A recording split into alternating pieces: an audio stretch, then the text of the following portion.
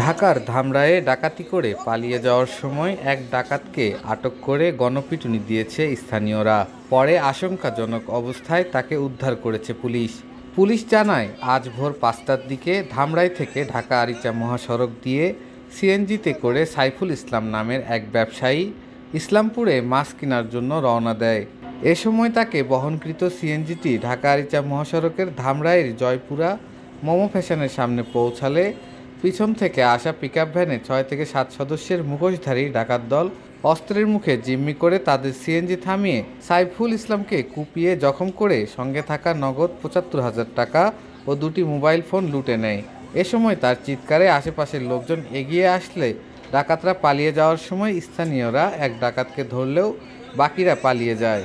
পরে তাকে স্থানীয়রা গণপিটুনি দিয়ে আশঙ্কাজনক অবস্থায় পুলিশের হাতে তুলে দেয়। ওই জায়গায় আমাদের পিকআপ দিয়ে চাপ দেওয়ার পরে আমরা থামছি, ব্রেক করছি আমাদের গাড়ি।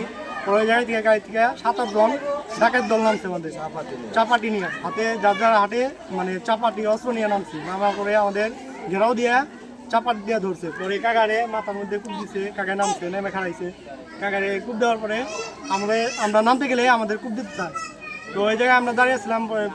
ওরা কুমারির পরে যখন যাচ্ছিল তখন আমরা পিস থেকে ঘিরাও দিয়ে একজন ধরছি। আর ওই যে টাকা নিছে, অল্প ৭০,০০০ টাকা ফোন নিছে, কাকার ফোন নিছে আর টাকা নিছে।